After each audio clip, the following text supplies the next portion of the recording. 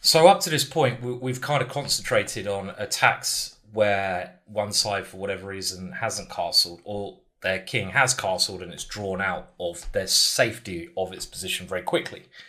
Now we are moving on to the concept of castling in this chapter. I'm sure you're aware of the concept of castling, but we're going to look at it in quite a lot of detail, as the author does.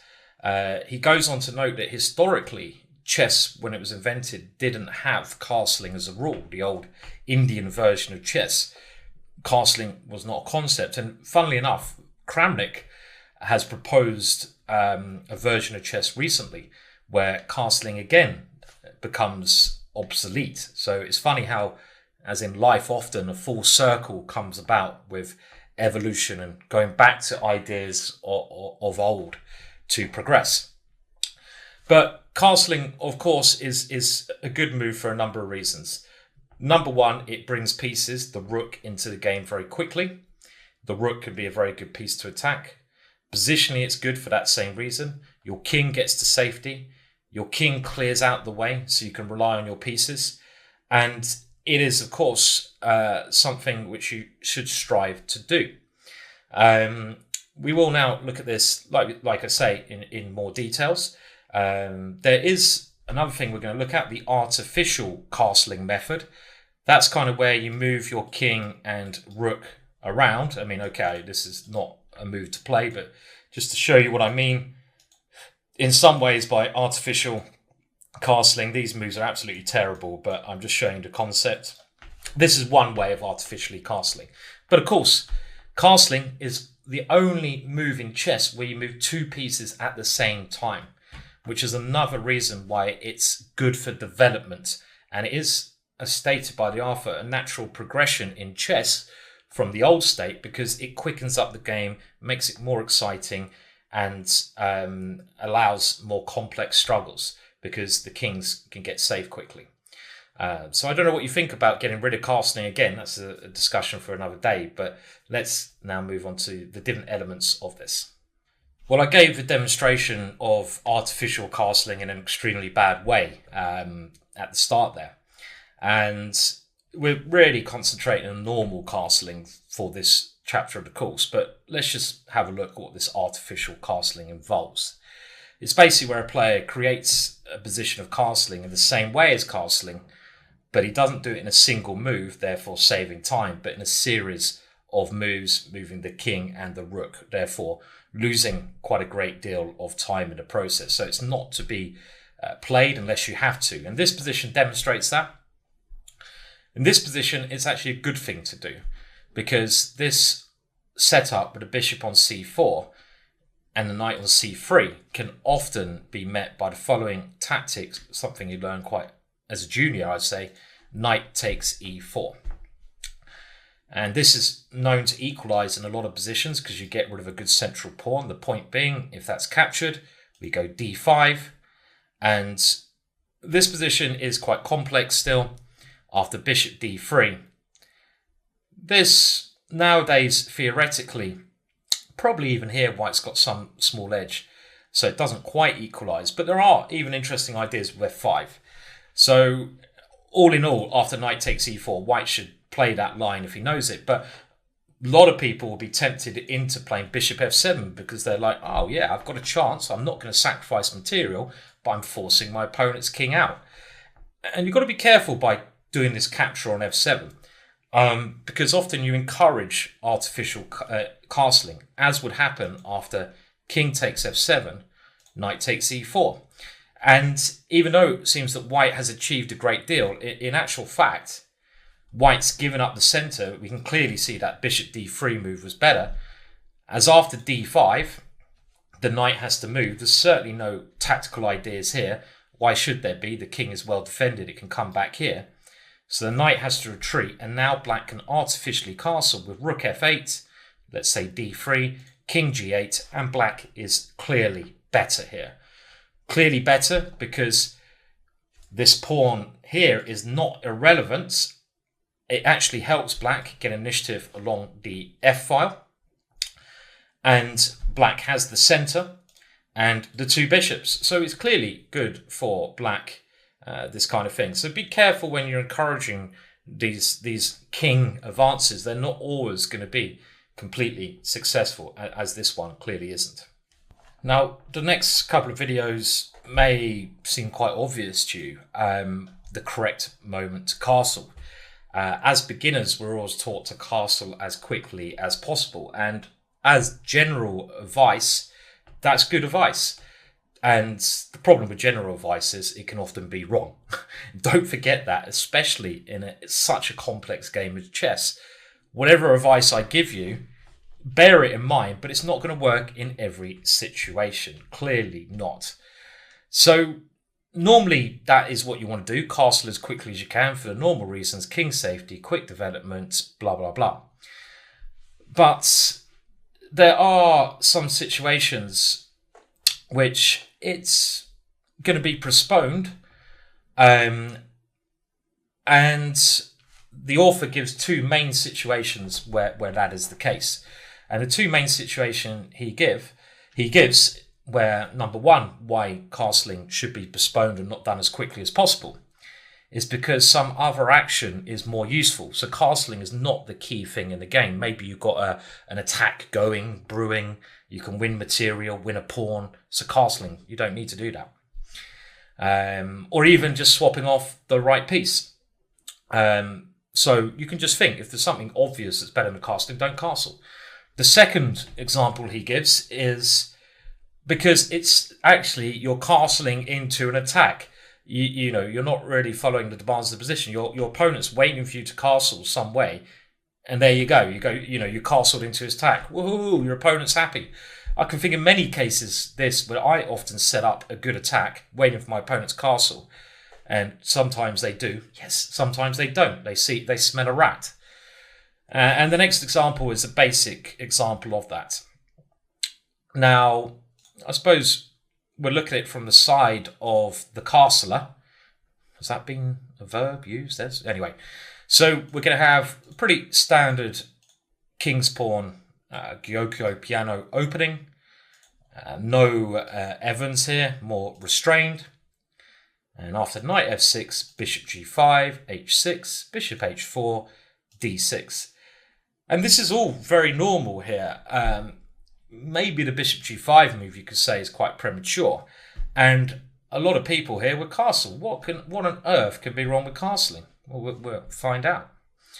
Maybe you can see it already. A better way to play in this position would be to just play knight to c3. We have some ideas of knight to this one. We're not committing our king. And now we turn the tables on black. If black castles, he will prematurely be castling. And this is quite beginner stuff, really.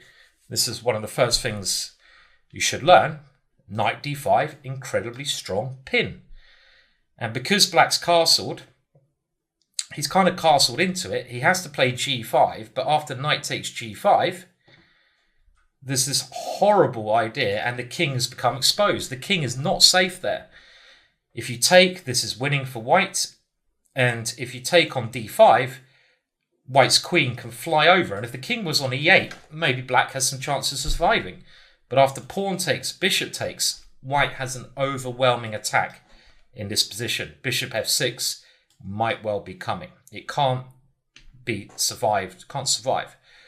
So this position is actually quite strange in that they're both waiting for the other side to commit their king. And you could say the same mistake can be made now by white castling. This is premature and incorrect because you're not taking into account some aggressive plans your opponent has. Breaking the rule book by now, I mean, here you could say, well, I'm supposed to castle. It's the rule book. My opponent's not supposed to play g5, opening up on the wing. Well, again, sometimes breaking the rules does work.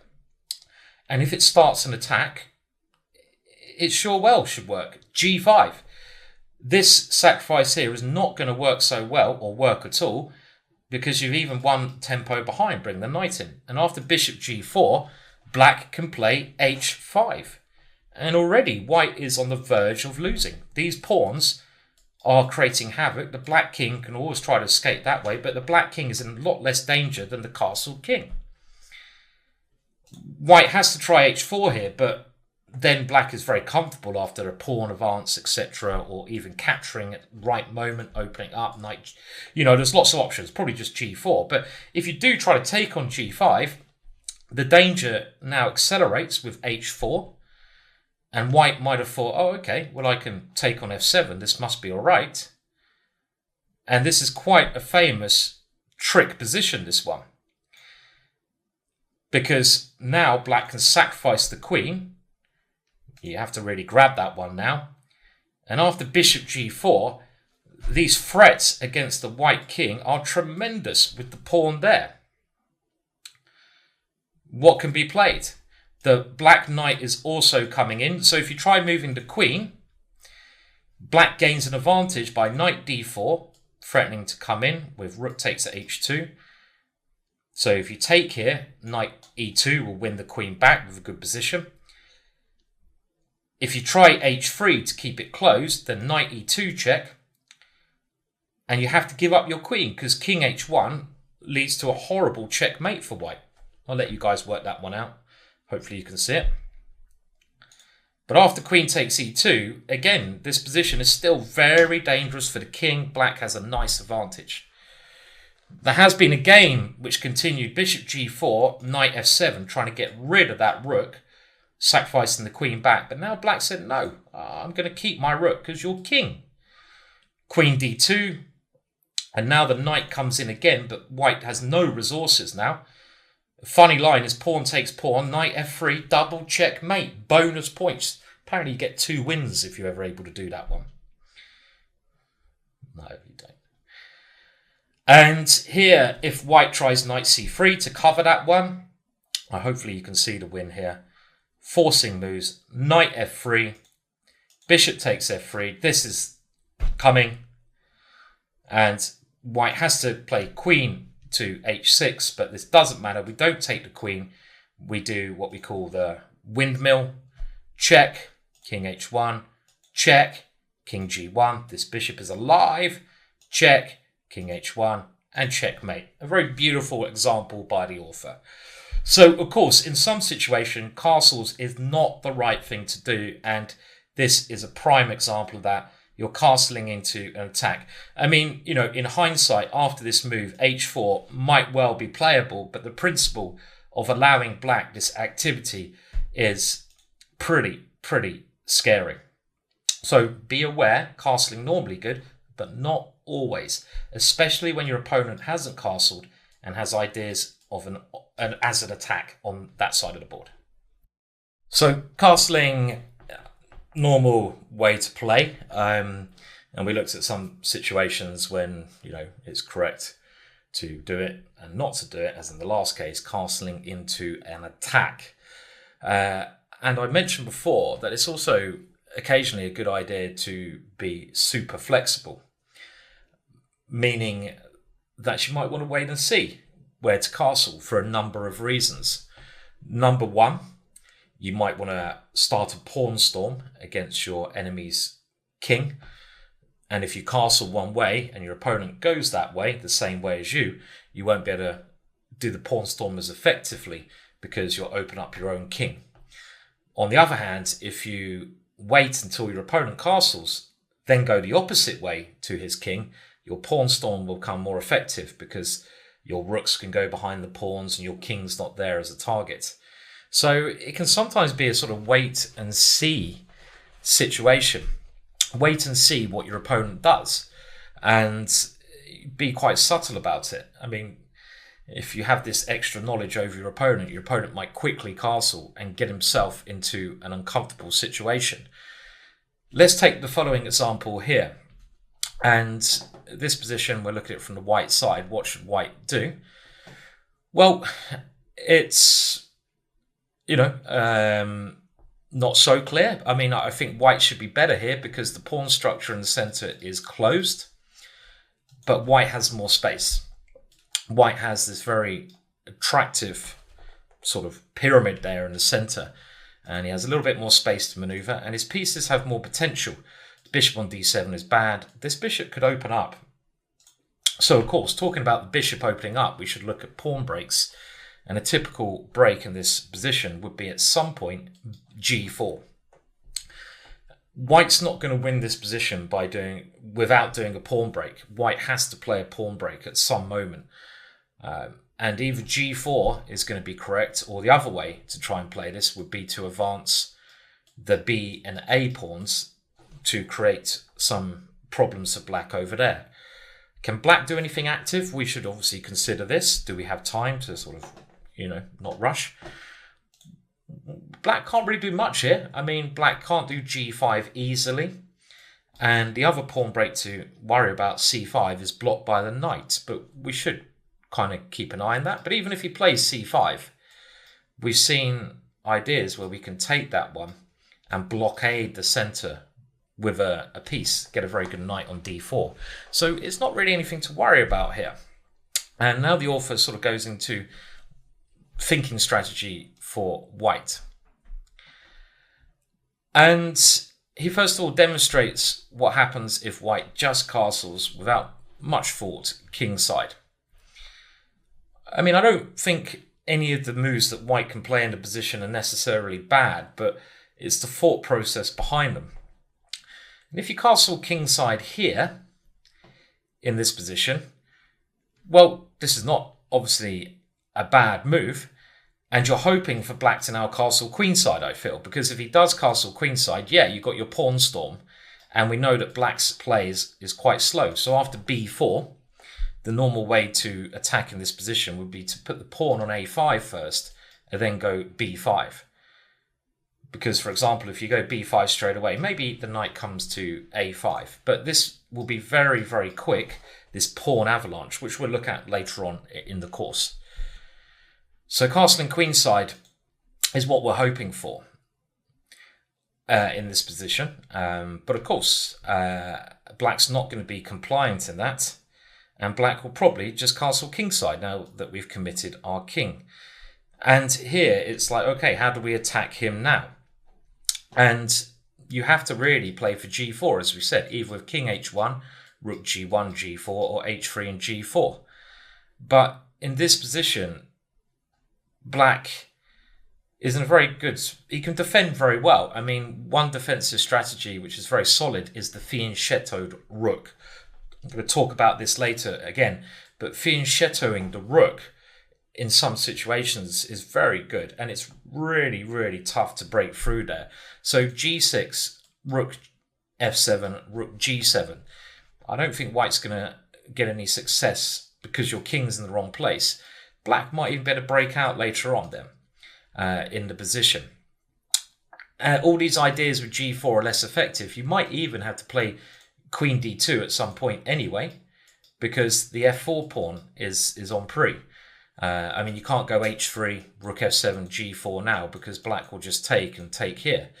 So it seems that these g4 ideas after castling are not going to be as effective in this position, because black is well positioned and your king is over there. So black should be all right here.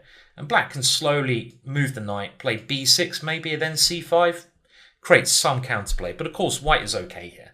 White cannot be worse, probably slightly better still, but you haven't made the maximum out of the position which you could. So in the next video, we're just going to have a look at another way that white could have thought about the position. Another approach, therefore, to this same position is for white to be a bit more subtle about the way he plays it, and that, I feel, offers white much greater chances of success. So in this position, maybe just play a useful waiting move, which will improve white's position and give your opponent a chance to go wrong. This is often what chess is about. I mean, your opponent may not go wrong, but the more chances you give him to go wrong, the more likely he is to go to wrong. I mean, it's simple mathematics. And here, rather than castling straight away, maybe a move such as queen d2 or queen e2 makes sense. Let's put the queen on d2, for example, in this position. And now we can see if our opponent castles kingside, as he did in the last example, which I consider a little bit of a mistake, we can very happily castle queenside, maybe even here. We know that black's pawn storm over here is not going to be very dangerous. I think that's clear. It's going to take a long time to achieve, and he's going to have to prepare it. And even when he gets pawns here, we can easily meet it with some other break. On the other hand, when we play g4, which is only going to take 2 moves with a rook or a pawn, it's going to be much more dangerous for our opponent because our bishop greatly opens up towards the black king. And in this position, because our king's not in g1, we can apply pressure on the g-file, doubling up there after the opening. So this position, the advantage has gone from very slight to a lot more, I feel, for white here, after rook g1 or h3 and g4 to follow. So queen d2 is a much more subtle move, and it would be wrong for black to castle. The author also gives the move queen e2 with some similar ideas. Maybe here on d2 it's better because it covers this square, but maybe the intention of this move is after castles kingside. Was it to play g4 here and if takes some Greek gift? I don't think so. Well, again, this castling kingside is still going to be quite good for white because we can castle queenside. And in this case, I go rook g1 and g4 because my rook on g4 would be guarding my f4 pawn. And again, this is very good. And here, black has that dilemma. So you're giving him a chance to go wrong. And another, I think, equally bad mistake would be if black castles queenside, because yet again, he commits his king. It's like a Mexican standoff. Both sides are waiting to see how their opponent deploys their most important piece and only then decide on their attacking policy. Like a war strategy. You'd like to know how your opponent is going to deploy his army first before you deploy yours, because that will give you a vast advantage, but you don't or shouldn't have that information. But here you do. And now that black's castled queenside, well, we can even go b4 immediately, but castling kingside first now is just as good.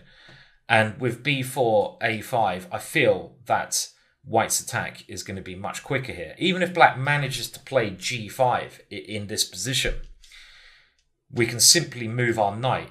And when black takes on f4, the only way to open us up, we can go rook takes.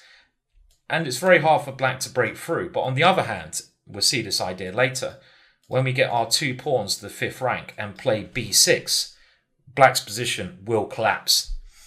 The only way you can try to blockade it is with a6, and now we've got a natural capture opening up the king. These kind of ideas are worth thinking about. So in actual fact, after a move like queen e2 or queen d2, you're giving black this chance to go wrong. And here, black is much more advised to also wait and play a move such as knight d8.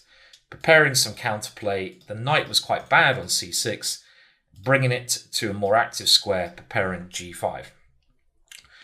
And here, we haven't gained so much by waiting. We can castle either way now, it doesn't really matter, but we gave black the chance to go wrong. Maybe we should play h3 because, again, we're giving our opponent a chance to go wrong. If he castles now, we can play g4 because if he takes it, our bishop is opening up. And if we get this position, big advantage to white. We have all the attacking chances, our opponent has 0. So knight f7 would be a much better reply because now black is saving the opportunity to castle this way. And if we wait one more move and stop g5, which might be a good thing to do, black should now probably commit to castling queenside. Black's played this very cleverly, like we have. And the point of this now is that if we now castle kingside, black is in a much better position and he's gained numerous tempo by moving his knight here. He's gained 2 tempo for a g5 attack. But not just that, we've played a pawn move in front of our king, and playing pawn moves in front of our kings weaken it. This h3 move, this would much rather be back on h2, guarding this. And now with some rook, maybe this rook, why not this rook? Because the other rook might be behind here, and g5 to come, it's black who's going to gain the initiative. So after castles queenside, we should probably castle queenside ourselves, and The idea of a flank attack has kind of gone. Probably still some small advantage because of our extra space, but we've given black the chance to go wrong. So I like the more flexible approach in these positions, and it's subtle, and a lot of players obviously will fall into your idea and really communicate where their king's going to be. Now, again, a little warning thing should be said here. If you're going to wait with your king in the middle, it's only going to work in such situations where the center is blocked. And because of this locked pawn structure in the center with these 6 pawns, the opening of any central position is not going to occur. So your king is very safe here. You could even go king f2. That's not ridiculous in this position as well. So things to think about. Another thing to think about when considering castling that the author mentions, and this is, again, a rare case, as a lot of these are, but they do occur, so you should be aware of them, is that castling is unnecessary because the end game is not too far off and you want your king in the middle of the board. The king is better generally in the end game. I mean, I say this is quite rare, but in actually Master and Grandmaster games, it does occur in a fair few openings in actual fact.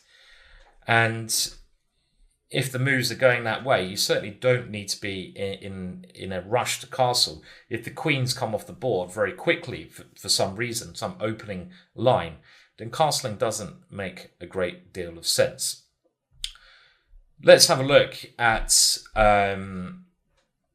one such opening variation, and you'll have to think about opening variations yourself, where this is, you might better use this if you like endings. I know this book is The Art of the Attack, but I've said this before, attacking play and endgames go hand in hand, believe it or not.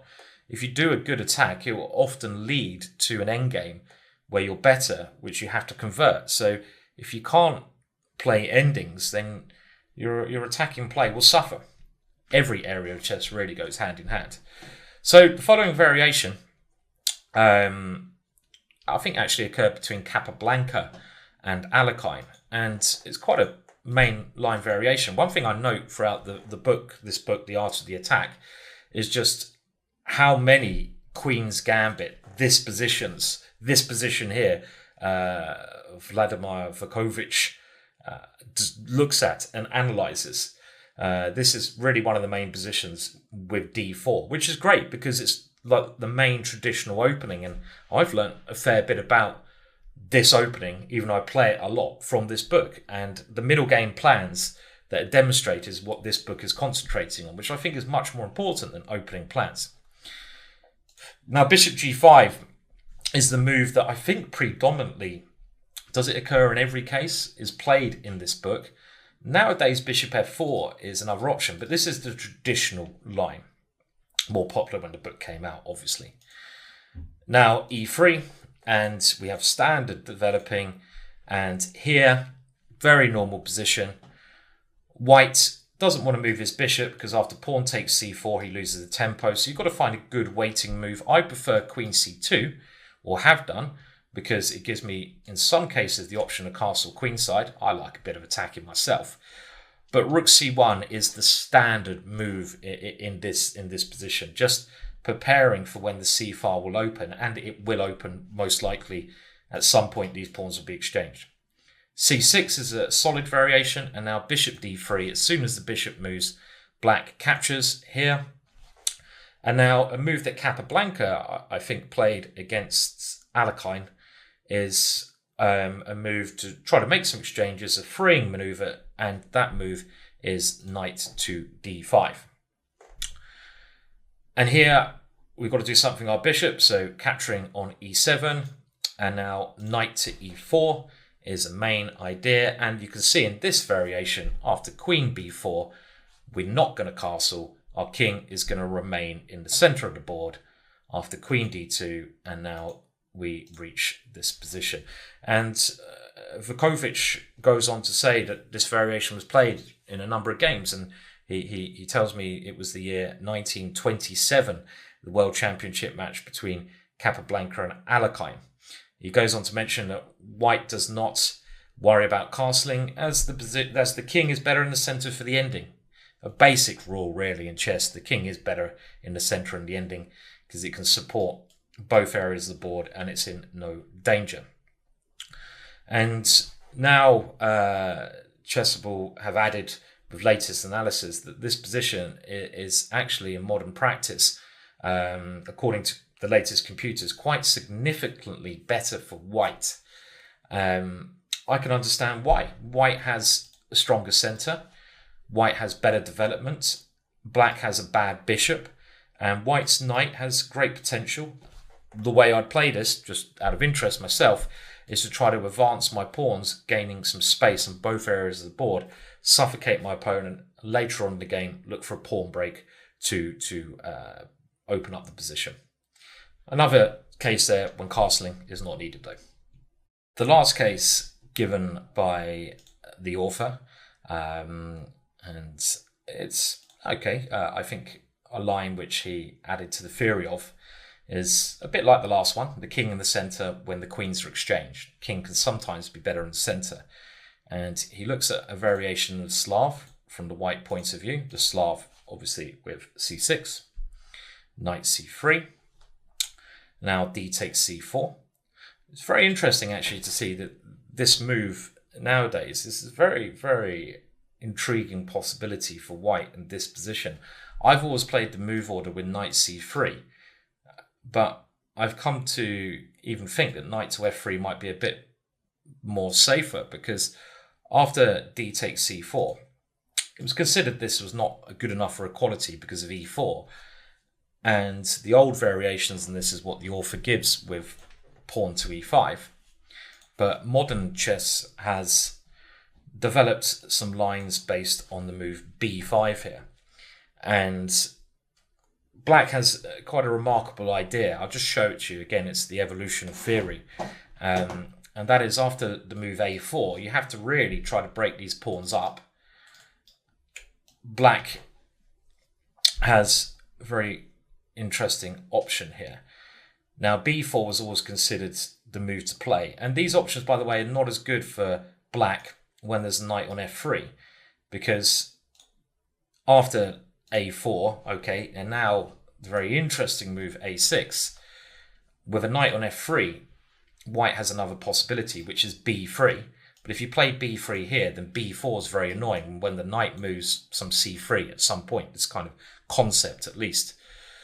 But the modern idea is this kind of amazing a6 move. I'm not sure who came up with it. And this was considered bad because of knight takes b5. But then black just said, to hell with it. And he took the knight, gave up the exchange, and after something like this, gained very decent counterplay. Very theoretical, this. I think the latest theory standing is that white is better here, but you be advised to know a lot of theory to play this line. Now, going back to this position after e4, e5 was 100 years ago considered to be the main central response here. And the author now goes on to point out that he suggested in a theory manual that d takes e5 is correct. Other possible moves include knight f3 and bishop to c4. I'd probably play one of them. They look a bit more fun, but d takes e5. And after queen takes queen, he now gives king takes d1 an exclamation mark, a good move mark. And he goes on to say that this centralizing tempo in the ending, the king is better here than it is in a castling position. He wants to keep the knight on this active c3 square in this situation. And the king will come to c2 where it's well positioned and supporting moves like b3.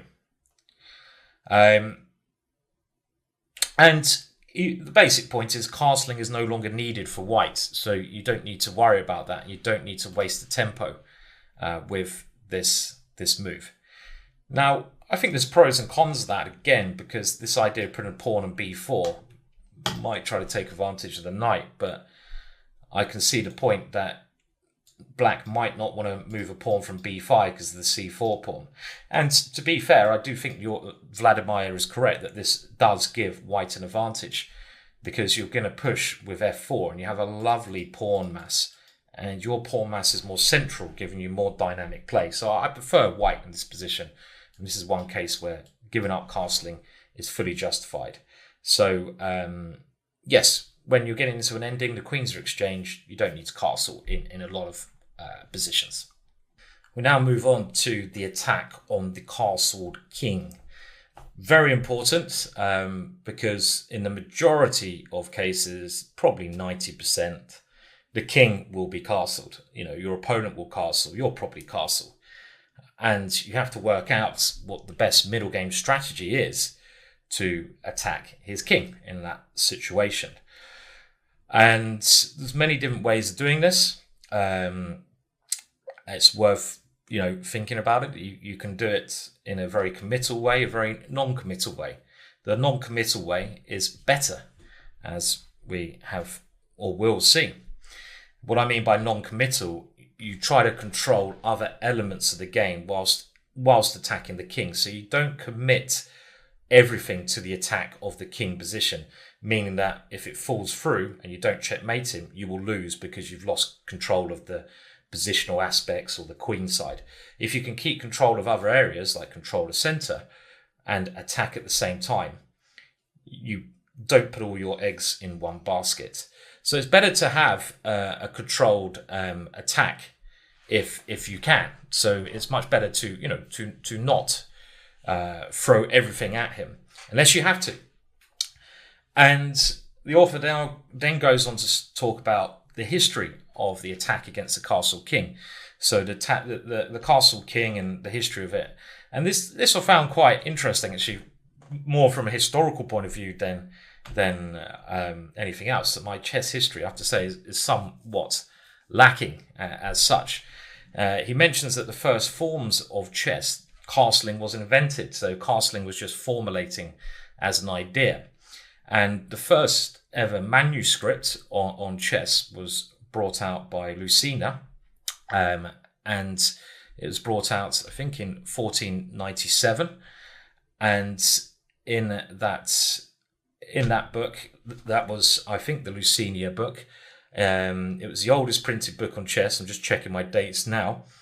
And in the course of analysing an opening, this one, the Philidor defence, which is later given the name, the author arrives at the position on the top page. So in actual fact, this position I'm going to show you now is apparently, according to Vladimir Vukovich, the first example of an attack on a castle king ever in the history of chess. So you're getting a bit of a history here. This is the first ever printed example, given now a lot of years ago, over 500 years ago, 520 years ago, this position. So it's quite interesting. And the example given is black to play, and this is actually, quite funnily enough, a bit like a black line. It's a Philidor, and black gets to go g5. Way! And you can see the standard idea. This is actually much better than castling. Castling here is not really needed. You've got to get to the most important aspects of the position. Your rook is probably better on the h-file. And g5, I like it, really forceful play, because your king is well positioned. It's blocked in the center. You don't need to castle. Idea is maybe h5 and g4, which could be crushing. So now knight h2 is given to control that one, and h5. And this is a classic situation of pawns being used to attack the enemy king, and in this case a pawn storm, but maybe in a bit of an unconventional way, because you haven't castled your king. And here white should start some counterplay. We later on call this indirect defense, meaning it's the same as counterplay. The best way to defend is by creating counterplay actively. The best form of defense is attack, they say.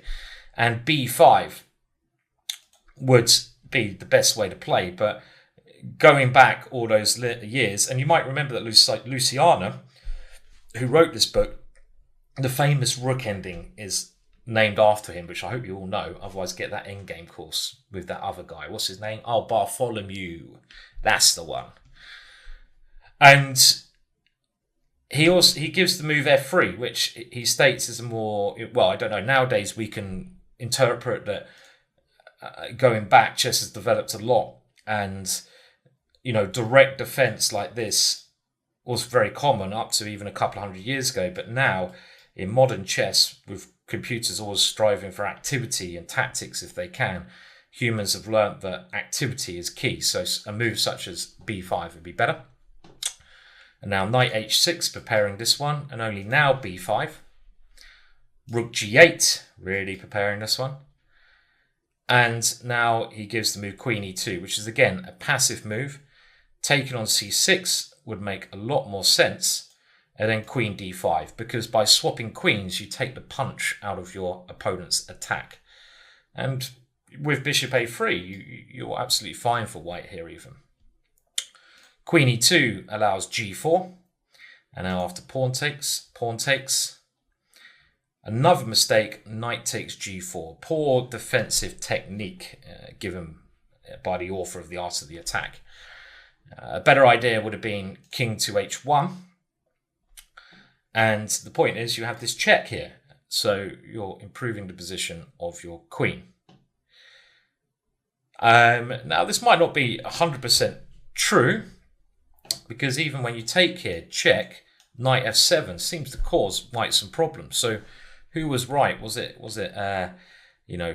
going back 500 years to Luciana, or was it going back to Vladimir Vukovic? Maybe Luciana got this one right, and that you had to take on g4. I mean, I'm just sort of paraphrasing their commentary. But I don't know. This position looks okay for black. So Vladimir gives this move, knight takes g4, as poor defensive technique, but it's not clear it actually is. Now, knight takes, pawn takes, and here, rook takes g4 is given by Luciana, but this is one where Vladimir gets completely correct and points out that bishop d8 is a much better move, close to winning, because the bishop on this diagonal, something that Luciana must have missed, is scary and just winning actually. So rook takes g4, b takes c6, knight takes c6, knight d5, and only now bishop d8, but now this square is covered. And here another weak move, c4. It's inappropriate to this position. It doesn't add anything. It also cuts out the queen. A much better move would have now been rook a3, which is defending, but also aiming to counterattack via h3. This is another standard form of defense and attack nowadays. c4, and black now brings a piece that's not playing into the attack. Rook f2, queen h7. And white is now lost in this situation. Queen d1 is given a dubious mark by our Vukovic, but it was bad anyway. He couldn't save himself. And now black comes down in a typical fashion. Too many attacking pieces. Bishop even can come in. And the game ends with queen h5. And this is stopping king e2. Queen f3. Queen g6. Because now we have rook coming to g3 with tempo. Quite subtle maneuvers, actually. Queen d3. And now the manuscript apparently follows on here with rook g3, queen c2, queen g4, and black goes on to win. So we can see that a little history lesson there on the first example of an attack against the king. Quite I was going to say vulgar. It's so unsophisticated, this chess from another era.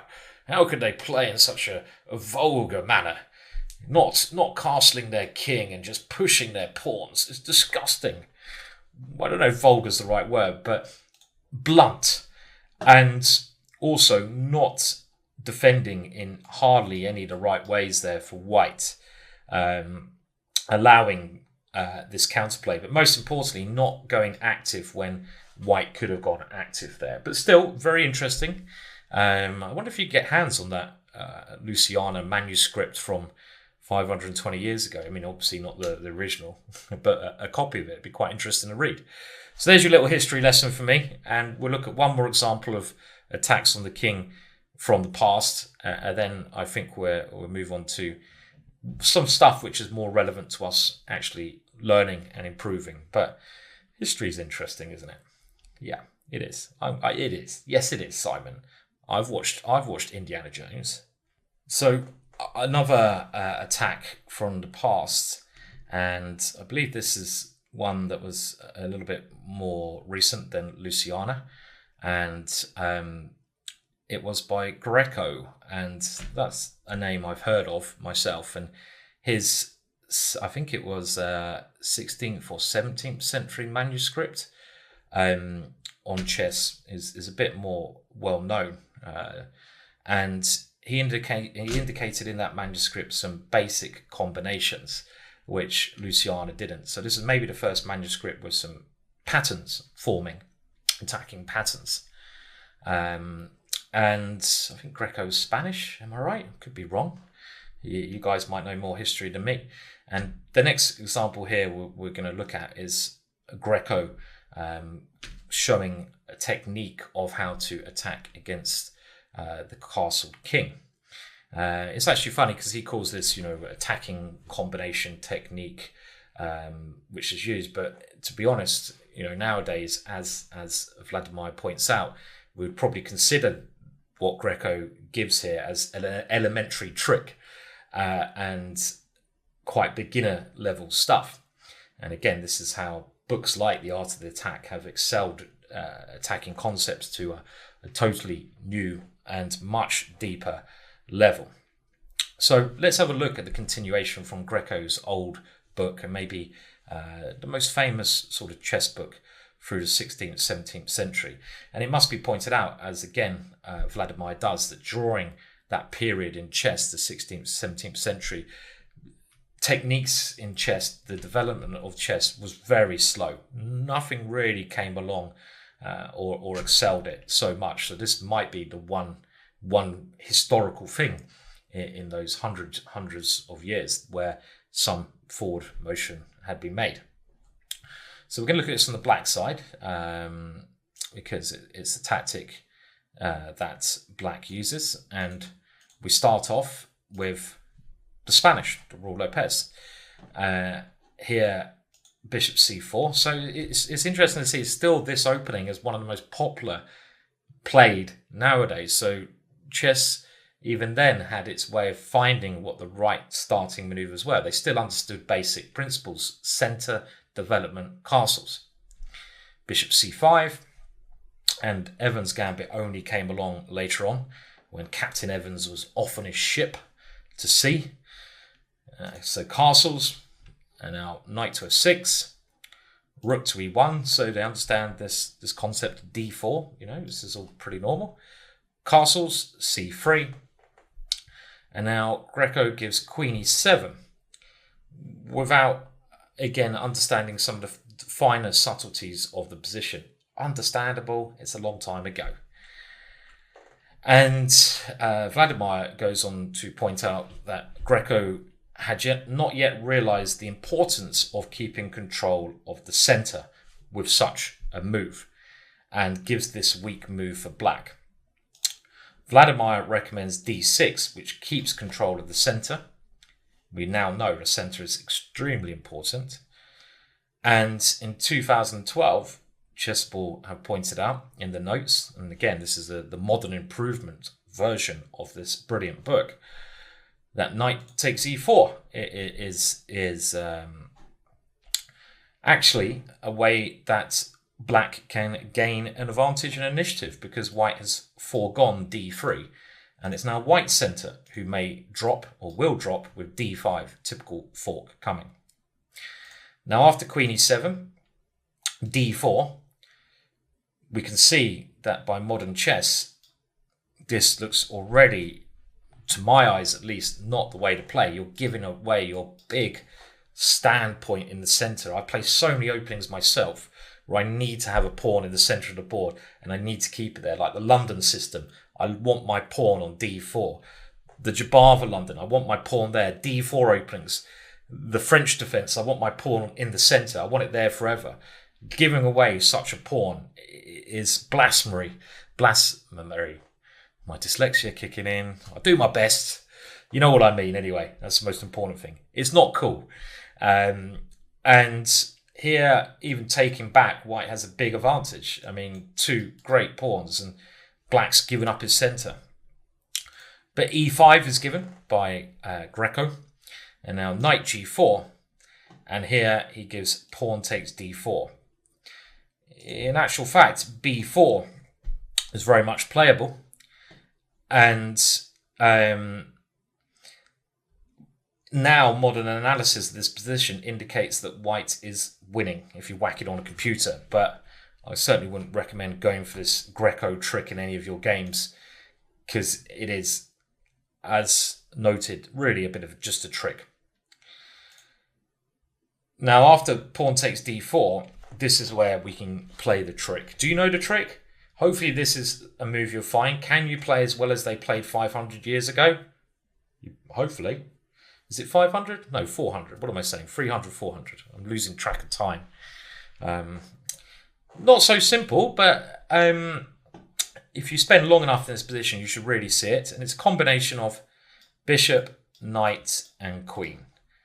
And here, if you can't see it, pause. Knight takes d4. Knight takes d4 and queen h4. Greco's trick. One of the oldest tricks in the book. And that's maybe where the phrase comes from. We should call it one of the oldest Grecos in the book. And we hit the two squares. And this is now going to give black an advantage. And one nasty thing that white should watch out for is knight to f3. And please tell me you can work out the checkmate here.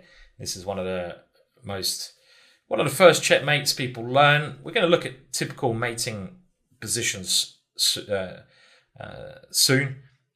But one of the prettiest, and of course it is the smothered mate, boom, boom, with knight f2 coming in. I'm sure most of you have seen that before. So bishop e3 is given by Greco, and now we come in with queen takes h2, and knight to e3 is actually given by Vukovic in the book The Art of the Attack, but even stronger is just to go check and now take on g2. The white king is in a lot of trouble, and after rook to g1, because white's position is on the verge of crumbling here, we have knight takes e3. And now things are tough. White should probably try to eliminate the queen. But now after knight takes d1, this knight should move. And it gets a little bit complex now, but as long as black's careful with knight takes b2, knight h6, king h8, and white gets some material back, we have to sacrifice that one, otherwise it's a draw. And now the accurate move b6, followed by bishop to a6 check. Black is actually winning. He has 3 pawns for the exchange and very active pieces, which nowadays is considered winning. Greco's analysis does not really look at this move. It only considers king takes. Blimmin' hell, Greco. And now, here, he concludes with 2 lines. One line being queen h3 check, king e2, and now a very nice move. So we'll give Greco a little pat on the back, d5. A typical move this, give up a pawn, your opponent's king is in the middle, you want to open lines, get your pieces in, bishop flying in, rook coming in, boom, and black is winning. The other possible line here is bishop takes d4, when the king has to take, queen takes f2, I'm the Pac-Man queen. Those of you who play Pac-Man,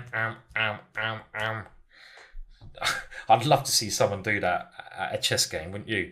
Maybe get like a sock, your queen's about to go around grabbing all of your opponent's pawns, checking him. And what you do, you subtly take off your shoe, get your sock off, put your sock on your hand, And every time you take a pawn, you go, ah. Sorry. Have I got some messed up sense of humour? I'm just picturing that at the board and just how weird it would be. I don't know. I don't think I'm going to do that. I'll get in trouble. And after here, check, here, there it goes again, with advantage to black. And now, just finishing our kind of history lesson on the, attacking the castle king and attacking in general, which is interesting. It's, something I haven't been versed in. I'm going to now paraphrase some of the things, as I'm not an expert on the history, and I want to read directly from the book now, which I do throughout this course, a little bit of both. And the author goes on to say that in general, we see an advance. We have seen quite a serious advance in chess skill over these years, clearly.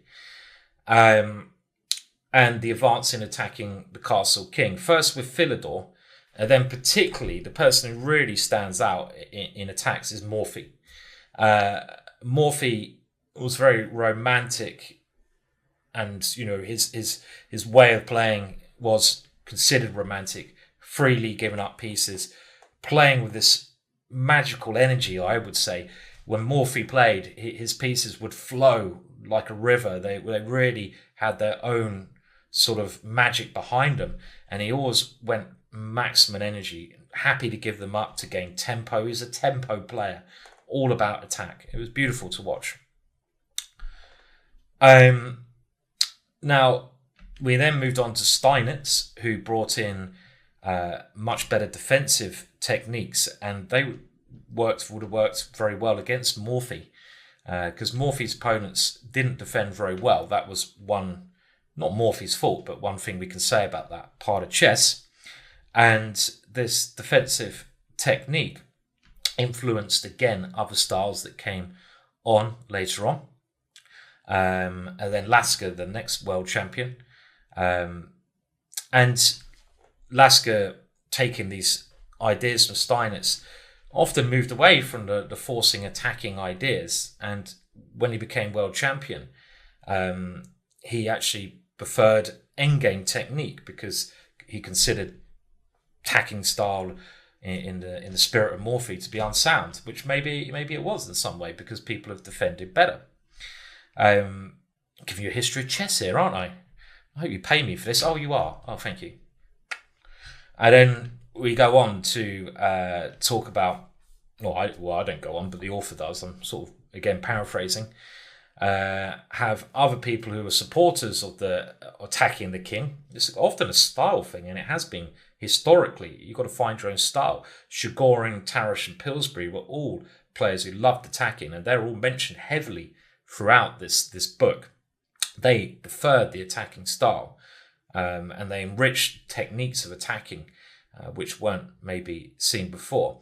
Particularly Chigorin, and he illustrated the power of positional sacrifices. And this is something key today.